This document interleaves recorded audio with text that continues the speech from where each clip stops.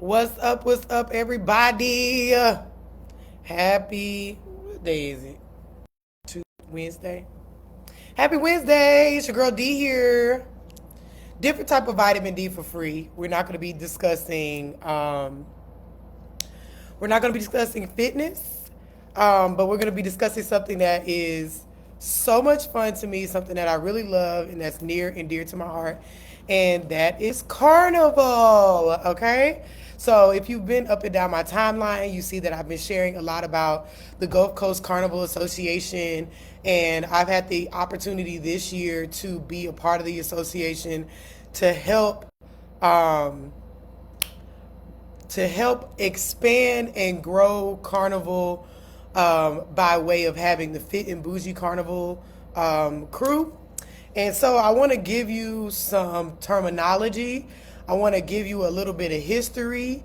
I want to tell you what to expect from Carnival, what the Gulf Coast Carnival Association um, has planned for the next few days, which is so exciting.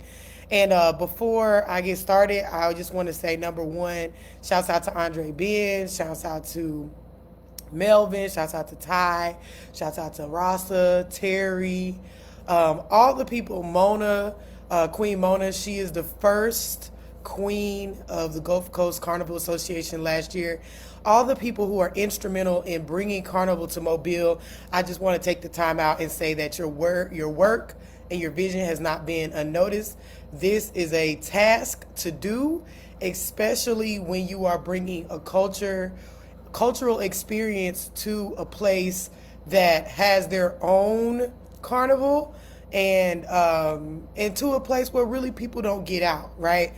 I'm a military brat, and a lot of you guys know that. And so I've got the opportunity to travel around the world. I've got the opportunity to be around so many different people and different cultures. And I will say, one of the things that attributed to a lot of my success in life and the ability to really navigate through moving and taking risks is being exposed to other cultures' religions, their mindsets, their way of living, their families, all those different things. And so I feel like cultural exposure is very important to the fabric of the United States, definitely to the fabric of a place like Mobile, Alabama. And I say that also because being that Africatown and Mobile was the last place that the slave ships landed, I think a lot of us are disconnected from where we come from. Consequently, we become disconnected from what other people go through as being displaced or migrating or immigrating to the Americas, okay? I know that was a lot. So, last year was the first year of the Gulf Coast Carnival Association, and I got the opportunity to put Fit and Bougie in there, right? We had our t-shirts, we had our feathers and all that stuff, and it was so much fun. And y'all know Carnival is something that I love. I've been to Toronto 2 times to go to Carnival. It's been a bucket list since I was a young girl. And when I went, I guess the best thing I could describe it is a huge party, kind of like a second line or like a Mardi Gras. And it was just a huge party of people celebrating their culture, celebrating being together. It was like a family reunion for an entire country, okay? And sometimes in different places, it's like a family reunion for an entire continent, all right? So that's where I want to start that off at. So what is Carnival? In Mobile and in New Orleans, we call it Mardi Gras. Mardi Gras and Carnival are 2 synonymous words, okay, depending on the language that you speak. So a lot of the Caribbean islands, West Indies, Brazil, Honduras, Puerto Rico, all of those places have carnivals or Mardi Gras that are indigenous to their spaces, okay? So, but all of the carnivals did not start for the same reasons, if that makes sense, okay? So, I don't even know. It's so much, but I'll say for different reasons. So, for example, Honduras has a carnival, and their biggest carnival is basically a remembrance or an acknowledgement of one of the saints, okay? One of their saints. A lot of carnivals or Mardi Gras are Roman Catholic based, okay? However, there are other carnivals like at St. Kitts, their carnivals were strictly based. It was an idea that was like, hey, you guys are not celebrating Christmas. It literally came like this. They're not celebrating Christmas. We want to give you something to do. So they created a carnival in St. Kitts that's called Sugar Moss. Okay? And it's all different reasons. Haiti has a carnival that they actually call Mardi Gras, okay? And hopefully you guys will get to hear some information from Esther because she is from Haiti. And but their carnival is called Mardi Gras. And they have the Fat Tuesday. They have all of those things, but they just call it whatever they call it in Haitian Creole, okay? A lot of the carnivals are based off of political resistance. Whenever, let's just say, the French or the Europeans came over, maybe they some of them celebrated Mardi Gras, and they would have the different floats. They would be parading in the streets. But unfortunately, a lot of the black people were slaves, and so they couldn't participate. And when the black or the brown people were like, oh, we can't participate in there, then we're going to mock you guys, okay? That's where a lot of the mockery in the Mardi Gras that we experience here in Mobile and in New Orleans comes from, is when we were slaves, we couldn't participate with them, so we created our own thing. And a lot of times it was mockery, number one. Number two, it was also political resistance, okay? Just think, in Mobile, we have a black Mardi Gras and we have a black and a white Mardi Gras, and it is very, very distinct, okay? A lot of times when the black people have our side of the Mardi Gras, it is a declaration that brown people exist in Mobile, okay? And that's the same thing in other countries, especially Haiti. It is that the Haitians resisted the French, okay? They are the only country that whooped those people's tails. And so when they celebrate Mardi Gras, it's like celebrating their overcoming, celebrating their culture, celebrating them as a resilient peoples, okay? So that's the first lesson. The first lesson is a lot of different countries, continents have Mardi Gras, or Carnival, as we call it, Carnival. But they're all for different reasons. Some of them are for cultural preservation, okay? A lot of these countries we experience, just like the United States, the African diaspora, where we were displaced from Africa for whatever reason, okay? And we had to preserve African culture. So a lot of the parades, a lot of the beautiful things that you see is just a small part of the preservation of our culture. So inside of Mardi Gras, inside of Carnival, they tell stories, the floats tell stories, the costuming tells stories of the land that you came from or the tribe that you came from, okay? So the exciting part about this is that it gets to open up the history of where we, right, people that are in the United States may come from, or different cultures, but for us to really, really get back to being proud of being brown, being proud of being resilient people, being proud of speaking up for ourselves, and ultimately coming together for a cause where we can celebrate one another. It's not violent. Let me tell you, it was not violent. When I went to Toronto, not violent. It's just all good vibes. We hang out and we just celebrate as a people, okay? The significance around bringing this to Mobile. Why would we bring this into Mobile and not just be satisfied with Mardi Gras? Number one, Mardi Gras has its heavy, heavy roots. We already know Mobile was the first New Orleans, okay? So New Orleans was the second New Orleans. That's why we be ready to knock people in the head with a bat. It's because Mobile was the first New Orleans, and then they moved to Louisiana. The settlers moved to Louisiana and was like, hey, we want this to be New Orleans now, okay? But while they were bringing those things, they also brought the traditions of the Roman Catholics, okay? That's why black and white Mardi Gras kind of look similar, whatever. But Mardi Gras already has its roots, okay, in Mobile. But there are also people here that are from the West Indies, that are from the Caribbean, that are from Africa, from Honduras, from Cuba, from Puerto Rico, from Canada, okay, from New York, from all the different places. Just think, you come from somewhere like Jamaica. You grow up in Jamaica and you end up in Mobile, Alabama. And it is such a culture shock to where you don't know where to get your food. You don't have people that talk like you. You don't have people that dress like you. And you also don't have something like Carnival, a celebration that you're used to having multiple times of the year, definitely one time a year, but you're used to having multiple times a year. And then now what? So Andre and the team, they realized that there was a need for more community in Mobile, okay?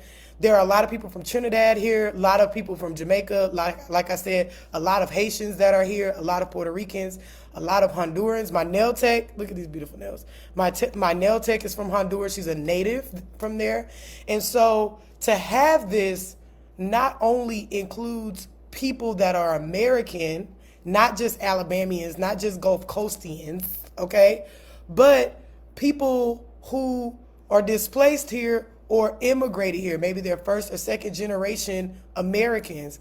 And it's important for them to remember where they came from too, okay? This is gonna open the eyes to Mobilians, okay? A lot of us do not leave Mobile. Some of you guys have never left the city. You've never moved out the state. You've never lived out the country, not just visited, you never lived out the country. So it's important for us to become exposed to the culture. I've lived in Japan for 4 years, and let me tell you, it is nothing like being in another country where you think that you're forgotten, you think you're not seen, okay? Where I lived in Japan, it was like me and my friends when we were on base, but when I went off base, there weren't any I didn't see any black people. But when I saw something like a 50-cent CD, or when I saw somebody with cornrows, or when I saw a Janet Jackson CD, I was like, oh my gosh, like, I feel like I'm at home. Or, for example, I went to Canada, okay? Canada is like a melting pot like America. I went to Canada for Carnival, and I heard Boosie. And I was like, oh, that's Southern music. That's a Southern rapper. And so I felt more at home when it came to that. And that's the same thing that we want to provide for the Caribbean people, the African people, so they feel at home and included, okay? So that's just a small thing about Carnival, what it is. And why should you participate? You should participate specifically to people who have never traveled or you're not cultured, okay? People who are not exposed to different foods, different people, different languages, because we can become very, very ignorant when we're not around different people, okay? We start to mock their language. We mock their way of living because it's misunderstanding or lack of knowledge. So come out and we're able to celebrate one another as black and brown peoples. This Sunday, 5 p.m. the doors open. 6 p.m. is when we were like hanging out, mixing and mingling. The show starts at 7. That is our band launch. And so I'm going to kind of go through some terminology that you are going to need for Carnival, okay? Our band, the band launch is all the groups that are participating in Carnival 2025 in May, okay? They are going to have their groups. So the groups are the equivalent to like the Order of Doves, to the Order of Chaos, to the Second Liners, the Polka Dots, the Athenians. Like when we say a band, that's the same word. It's equal. So you'll get to see the bands that are participating in Carnival 2025. So I've gotten some inboxes for people that are like, how do I get involved? Because a lot of times for Mardi Gras, it's like the organizations are really, really big and you don't know how to get in unless you're invited or when they put out applications and things. But since we are new, the Gulf Coast Caribbean Carnival Association is new, it's very, very simple. Come out to the band launch. Come see. You get to see the costumes. You get to see the energy of the different bands. You get to see what they stand for. You get to see the past queen. You'll get to see the new queen. You'll get to meet so many different peoples and go to different vendors. And we'll all have sign-up sheets for you to join the band. And from there, they'll tell you how much does it cost for your costuming.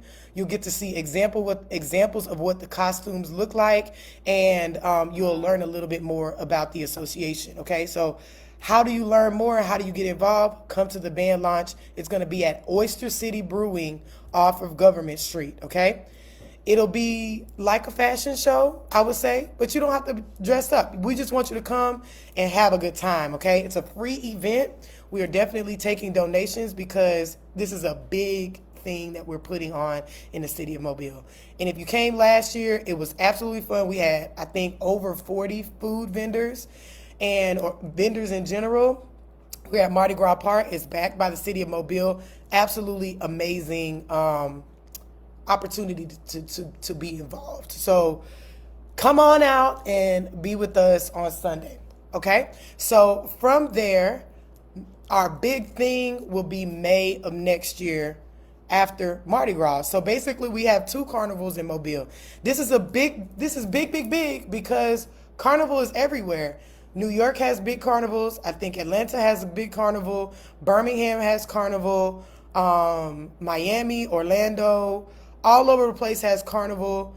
Wherever there is a cluster of Caribbean, West Indian, African peoples, you will probably see a carnival that is there, or it's going to be on its way. Okay, so that's a little bit about carnival. Now I'm going to give you some terminology that you'll need to know about carnival. When I say carnival, it's like Mardi Gras. Synonymous words, depending on the language you use. You might say carnival, you might say carnival, you might say Mardi Gras. Okay, so that just means the big event. The other thing you'll need to hear is when we say band. Band just means organization, okay? Basically, organization. Inside the band, there are sections, okay? Sections are broken down into how people are dressed, basically. The most fancy people are be in the front, and the least fancy are going to be in the back, but everybody is one, and we're all energetic. Now, every band, okay, can have different sections. And then the sections can be broken up to how fancy they are, basically. That's what you need to know. The next thing you need to know is you'll hear the word, we're going to be on the road, on the road, on the road, on the road. Just means the road that we go on, our road march, right? The road that we go on, we walk from Broad Street all the way to Mardi Gras Park. So when you hear us say on the road, or you hear music talk about being on the road, that's what it is. The next word that you'll need to know is when we say play mas. Play, M-A-S. Basically, it's just play masquerade. That's what that is code for, okay? Play mas. So playing mas, we don't necessarily wear masks, okay? That Mardi Gras you see, they wear masks all the time, and you will hear us say masquerade. It is a Mardi Gras masquerade. So we do that with like parties and stuff for Mardi Gras. Similar verbiage. That's what you need to know about that. Another word you might need to know is the stage. We're not going to have a stage, but normally when you go to carnival, you get to the end of the road, and then there's judges, and the judges judge your outfits, they judge your energy, and from there, the judges will say, who is the band of the year, okay? So, like I play mas with a band that's called Tribal Carnival, but they're like a huge, big organization. They're not just a tribe, they're just huge. But they are band of the year, okay? So that's a word that you need to know. Fete just means party. You'll need to know that. A fete is just like a party, just hanging out, whatever. So those are some of the words that you'll need to know when it comes to carnival. Nevertheless, it's so much fun, okay? Some carnivals have floats. You'll see this is the biggest difference, I'll say, like for Toronto Carnival is, or you hear Caravana, they changed the word, is that sometimes the floats are people, okay? I'm going to show you. So some of the floats are really, really big, and they're pulled by people.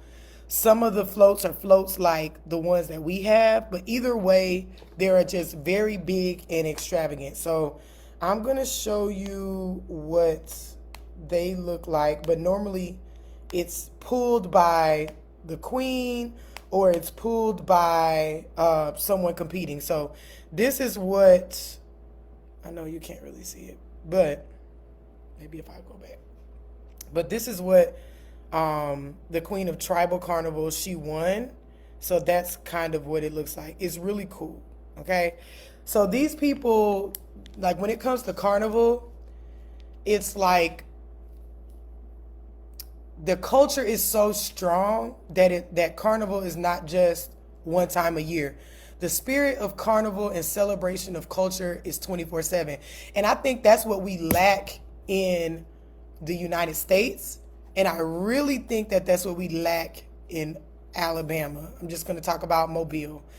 I think when we get together for like concerts or we get together for Mardi Gras, it seems to be an isolated event. It's not so much, it's just an episode. We're not proud all the time, right? Jamaican people, Haitian people, Trinidad, like Grenada, like all of those people, they are very, very proud. Annie's on here. She's from Poland. Very, very proud of where they come from because they came from there and they might be here or might be in Canada or might be in England or whatever, but they're very, very proud. And we get to get connected to being proud all the time. Because sometimes we're only proud when our football team wins. We're only proud when our kids graduate high school. We're only proud when we start a business. We're only proud when we make a lot of money. But you got to be proud of your history. You got to be proud of your resilience as a people. You got to be proud of the overcoming that your ancestors did, the groundwork that they laid. Okay? And the important part to understand about Carnival also is that what you're going to see in May or what you're going to see at the band launch on Sunday is what we call Pretty Moss. Pretty Moss just means the pretty part of Carnival, but the part that everybody wants to be a part of, the part that draws the community out, that gets the eyes on the community and declares the power of the people. But there's other part of the Carnival that's not so pretty. It's the part that you share the stories, you reminisce on how the Haitians revolted. You reminisce on the war. You reminisce on the death. You reminisce on the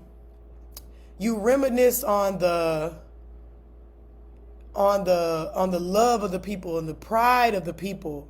That's the other part of Carnival that is so important. Okay? So I just wanted to share that with you. I hope that you come out to Carnival. Please know that Esther is hosting it. And so we get to learn more about Haitian Carnival and we get to really absorb the energy that she puts out because she's a proud Haitian. I've had the opportunity to go to Haiti 2 times, the place that her mom was from, and the people are just absolutely exceptional, resilient. It's something about going to a country, learning the history of the country, what they're known for, meeting the people and understanding like you're a resilient people. You're resilient to be able to revolt against the French, whoop their tails and send them home. The Haitians are lit. But every country has that. Every group of people have that, and we get to be connected to that. People from Mobile, if your ancestors came over on the Clotilda, if you are indigenous to the space, Cherokee, Blackfoot, Indians, all of us who are here, okay? It's time for us to reminisce on the resilience of our ancestors and not to just think about it, but to remember it, to share the stories, to go to the spaces, to talk about it so that we don't forget our history. Because if we forget our history, we repeat our history. And that's our problem in the United States. I didn't come on there to say it. I just came to teach y'all a little bit about Carnival. So as we get closer to the band launch, and even after the band launch, I hope to come on live with Esther and kind of interview her. I hope to come on live with Kelvin. He's from the Dominican Republic.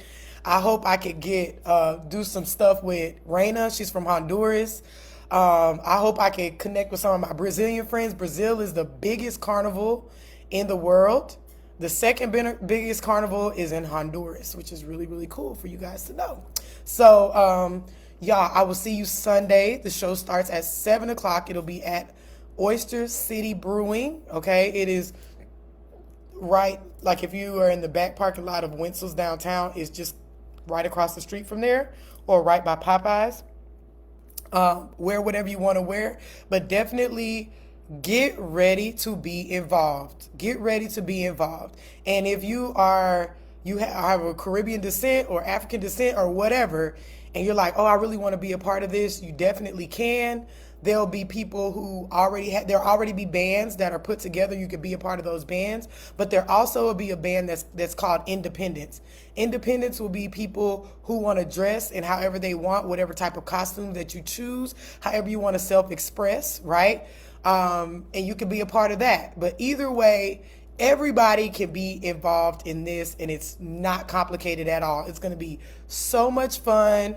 I love Carnival. I'm trying to go to St. Kitts in January.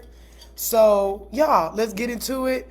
Also, there's Carnival in the UK. There's Carnival everywhere, okay? So, I love y'all. I'm excited to educate even more on Carnival. And if you have any direct questions, I will try to answer them. Just inbox me.